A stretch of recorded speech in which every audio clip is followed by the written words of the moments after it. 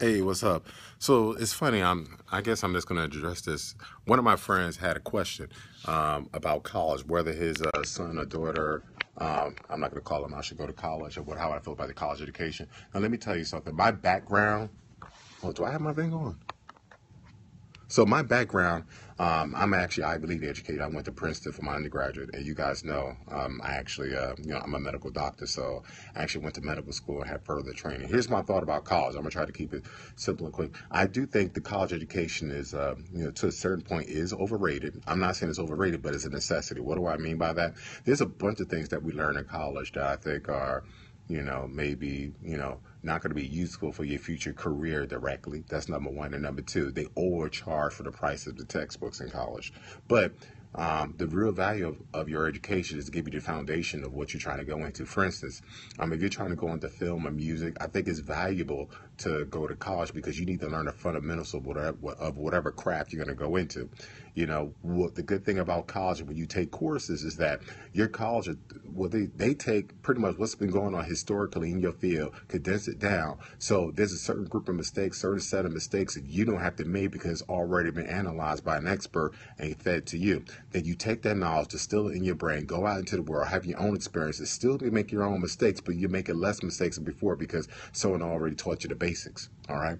The basis of medical school is when I graduate from medical school, I have an MD degree that's useless because I need to go into residency to get in-field experience. So I say whatever field you want to go into, I still say you should go to college. Depending on what field you go to, not everybody needs to go to an Ivy League college. Not everybody needs to go to a private college.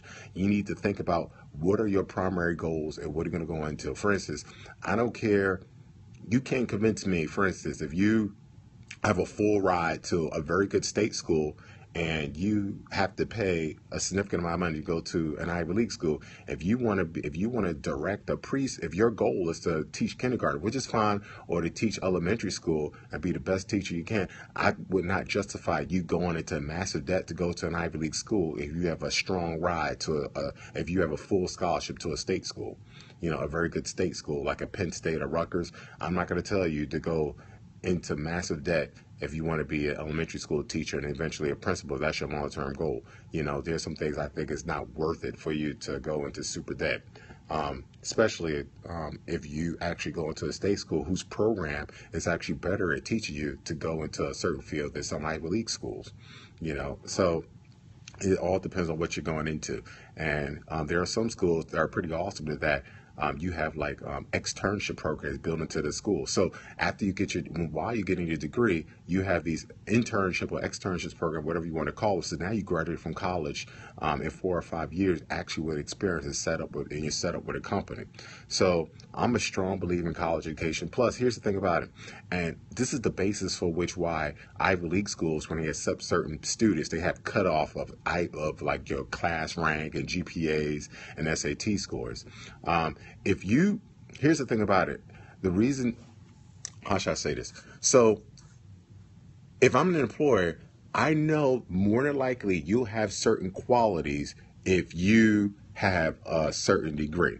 Don't get me wrong. There are people who may not have certain qualities if they don't have a certain degree. But if I know if you have a college education, at least you have a certain set of qualities that I'm looking for in an employee if you have a degree and that I don't have to worry about. I may be wrong, but it's a higher probability that you have what I'm looking for if you have a degree. It takes out the guesswork. And that's what Ivy League schools do. There's some people who graduated from high schools that have excellent GPAs that can't even get past their first year in Ivy League schools. And there's some people who I know who if they went to an Ivy League school, even though their GPA was only like a 3.5, 3.4, they would have killed the Ivy League. But there's a higher probability if you have certain qualities, if you have a degree. So there are certain employers, certain opportunities in this world where people will not even look at you if you don't have a degree. So I will say go for college education. Number two, you need to get that background information, that these courses, you cannot understate the value of the written word and knowledge that are in books and in teachers. You can't underrate that value. I do think colleges are overpriced. I'll be totally honest. I don't understand why you need to pay a few $100s for a book when there are plenty of books I see on Amazon I can get for $10 or $20, but you got to charge me $50 or $100 on a book. All right. Number three, you should go to college because While you're working on your dream, I honestly believe you need to be making salary. You don't need to be a starving artist. There's nothing wrong with you, working as a lawyer, a doctor, working on something, and as soon as you get your big break, you may want to still be a lawyer, a doctor, make that part-time, and work on your true passion full-time. You still need to make an income. It's not worth it for you to sit up there and live at your mom's house, while you're trying to make it. And what have you been trying to make it for 5, 10, 20 years? There are people who work on their certain craft for 10, 20 years before they make it. So you're going to live with your moms or live homeless or live life not to the fullest because you're trying to work on this craft that you may or may not, be successful at. I'm not trying to be negative. I'm trying to be realistic. So you should have a backup plan. I'm sorry. I don't believe that, if you have a backup plan, that means you don't fully have you don't have a vested interest in your plan A. No. You should have a backup plan because we live in a real world. Some people are going to be successful at things, some people aren't. Look at how many people try to get into NBA, NFL, and don't make it.